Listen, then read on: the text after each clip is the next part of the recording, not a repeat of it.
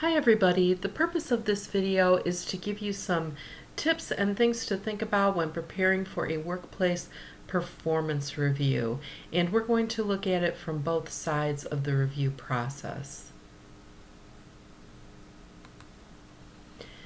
If you look at the available literature on workplace performance reviews, either in textbooks about business or in trade books about business, from online sources, even YouTube videos, you'll find that a lot of it focuses on how to prepare for the performance review from the supervisor's side. In other words, if you're a boss, what should you do to prepare to give a performance review to an employee? And that's all useful information.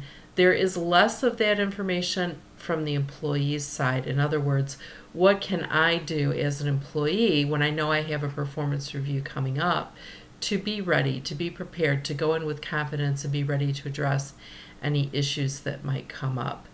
The purpose of this video is to try to present both sides of that and to tie them together. I believe it's beneficial for a supervisor to know how things look from the employee's side, and from an employee to know what the supervisor is likely to be doing to prepare for that interview exchange. An important thing for both supervisors and employees to know is what is the timing of the performance review? What is the cycle of performance reviews in our organization? Many organizations put a new employee on a 90-day probationary period and then give them a performance review at the end of that time. So if that is the case in your organization, the new hire should be told that at the time when they begin their job. Many organizations do annual performance reviews, sometimes on the anniversary date of the person's hiring, or in other cases in a big batch all at once. They'll review all the employees at a particular time in the year. If you are unsure what the cycle is in your organization, consult workplace policy or ask someone in human resources. They should be able to tell you that. Though in some cases, an organization might not have a regularly scheduled cycle. In the case where there is not a regularly scheduled cycle, either the supervisor or the employee can ask for a review if circumstances warrant it. For example, if there is a disciplinary issue with the employee that the supervisor would like to address, they might call for a review. Or if the employee wishes to be considered for a raise or promotion and regularly scheduled reviews are not taking place, the employee might wish to request a review so that they can be considered for those benefits.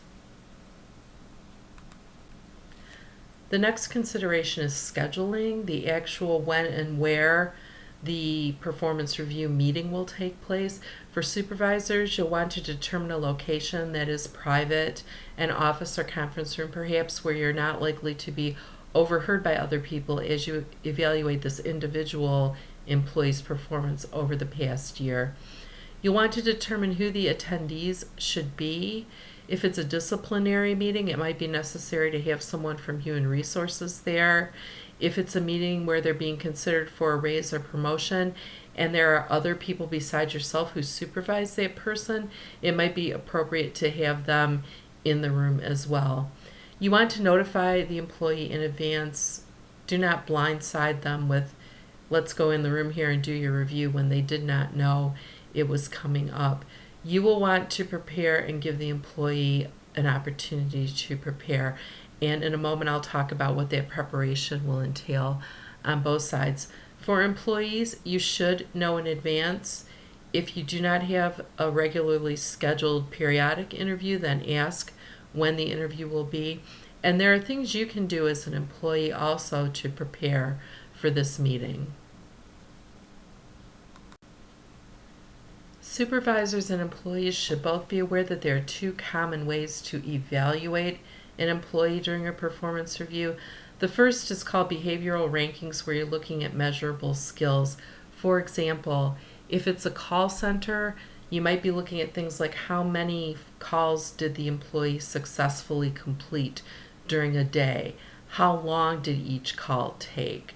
How many complaints have there been against the employee? Measurable items of that sort. Another way to evaluate an employee is based on objectives or goals.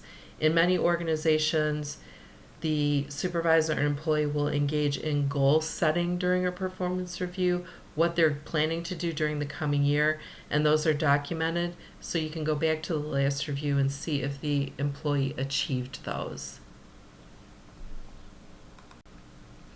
In preparing for the performance review, here are some things that the supervisor should think about. First, take a step back and determine what is the purpose of this review. Is it a routine appraisal of the employee's prior work, or is it a forum for talking about advancement and development of the employee for the future, or is it a combination of both?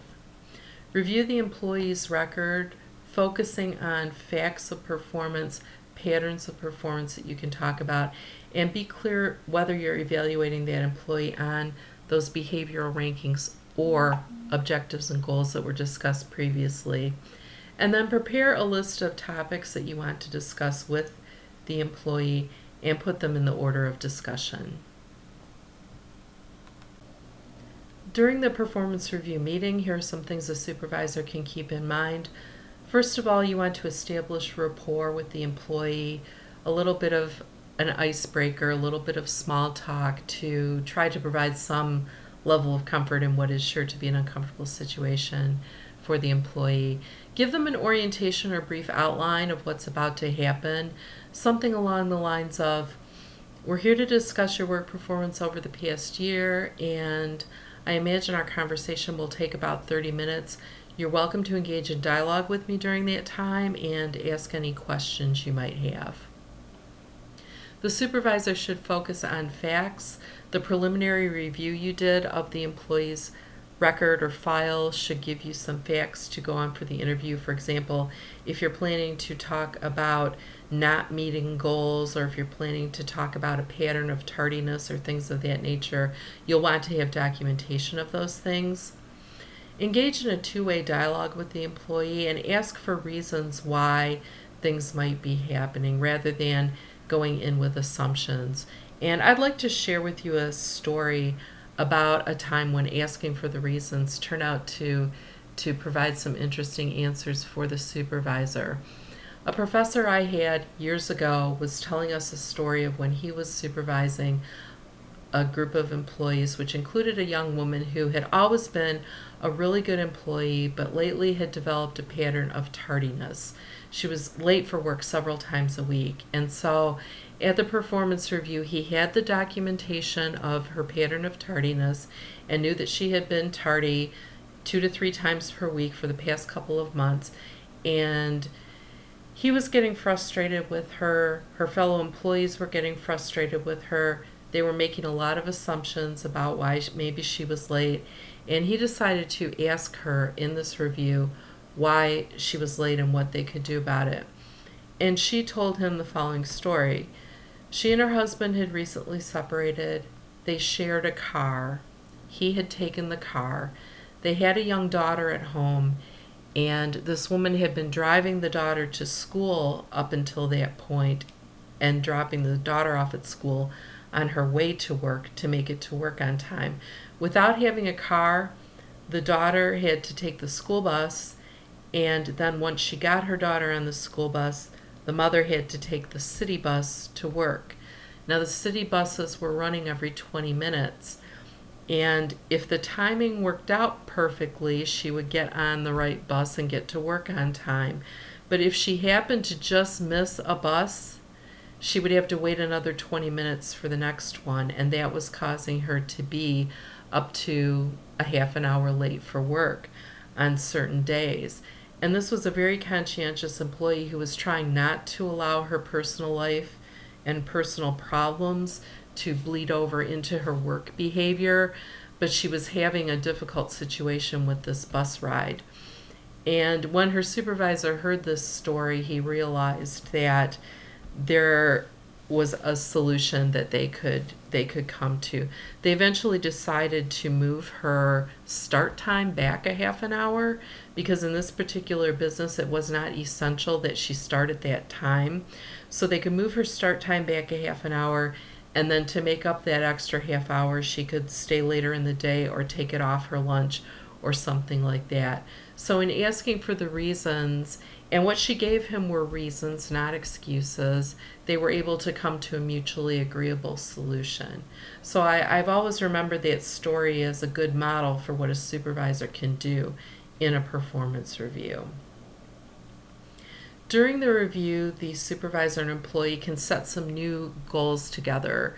There's a general rule in management that says in these kind of reviews you should spend 25% of your time talking about the past and 75% making plans for the future.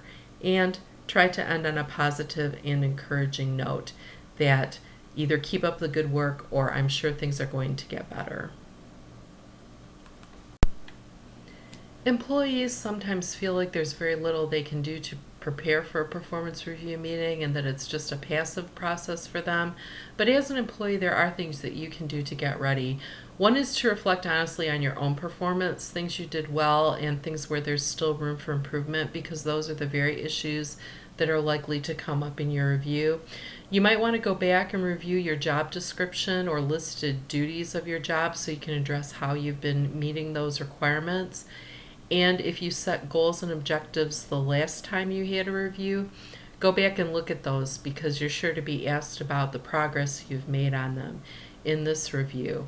Prepare questions going in and have examples of your good work that you're ready to share with your employer. As the employee, if you go through that preparation process I described, you're likely to go into the performance review meeting feeling a little more prepared, a little less nervous. You've thought through the issues that are likely to come up and what your responses to those will be. So you'll be able to resist speaking defensively because you're unlikely to be blindsided by an issue that you haven't thought about that might come up.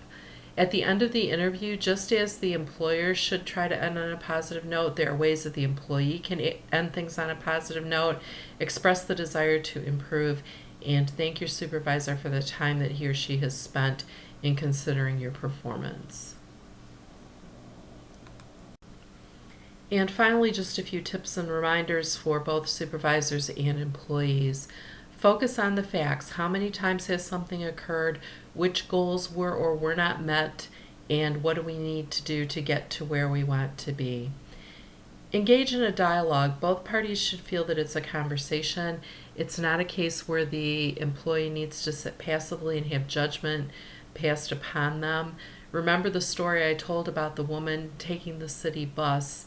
This was a case where a solution was arrived at through dialogue, and it was a solution that worked well for both parties.